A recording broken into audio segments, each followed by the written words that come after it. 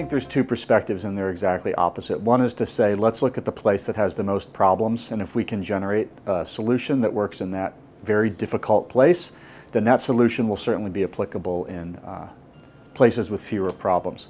On the other hand, a lot of folks prefer to work at the margins and say, let's look at problems that aren't so severe. If we can generate a small scale solution, then we can generate a larger scale solution in turn.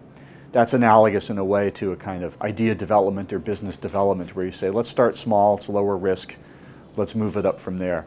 So the two cities we looked at, St. Louis and Baltimore, really exemplify those two poles.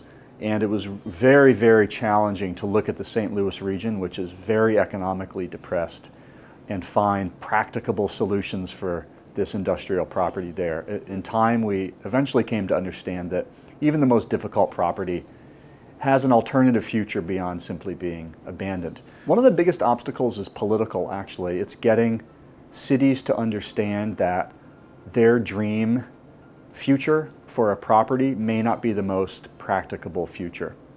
So if you were to ask any big city mayor, what would you like to see happening on your hard to reuse site? Let's say you looked at the Filene site in downtown Boston. What's the mayor going to say? He's not going to say, I don't know, maybe you can store some leaf compost there in the off season. He's going to say, well, we should have high-end retail, luxury housing, of course some affordable housing as well. It all should be beautiful and of course very sustainably constructed.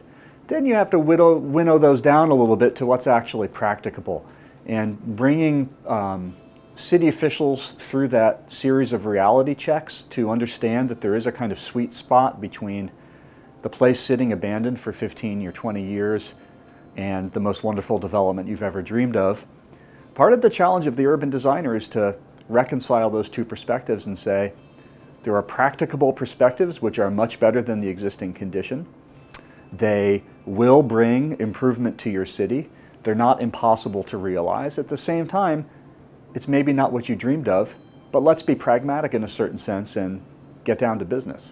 If you were to ask every mayor what they would like to do with their abandoned properties, they will look at the finest development within their experience. And remember, not every mayor is traveling the globe looking at Barcelona or whatever. They might be, the mayor of St. Louis might have gone to Chicago. The mayor of St. Louis saw Millennium Park. We know Millennium Park, it's filled with Frank Gehry, auditorium, beautiful sculptures. That's what I want in my city of St. Louis. That's what I want to have happen on this site. You say, okay, Millennium Park cost $100 million. It had the involvement of several significant private donors. Maybe we're not going to get a Millennium Park on this property. Maybe we can get something that has elements of Millennium Park, but also might generate a little more revenue than Millennium Park generates. Maybe we can get the private sector to lend a hand in constructing something here and hybridize that ideal with the practicality. Great example is the High Line in New York City, built on an abandoned railroad bed, elevated railroad bed. If you were to ask every mayor in America, almost every city has some abandoned railroad properties, including Cambridge to some extent. We've got the Fresh Pond Railway up at Fresh Pond. You ask every mayor, what do you want to have happen on your abandoned rail line? I want the High Line.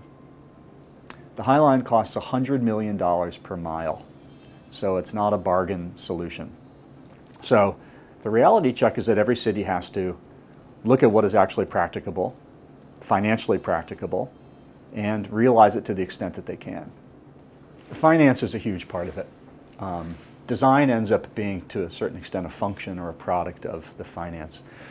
And finance is something that's quite a challenge for most public officials in the United States. They tend to never have any spare money in their budget for building or construction. So when you say to them, here's the solution and it's going to involve 6 or 7 figures of public money, automatically the skepticism appears.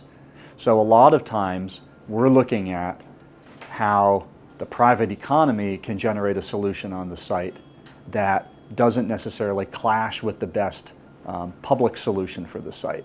In other words, something that is privately profitable, but maybe has a public use or a public value that makes it different than your typical walled-off industrial property.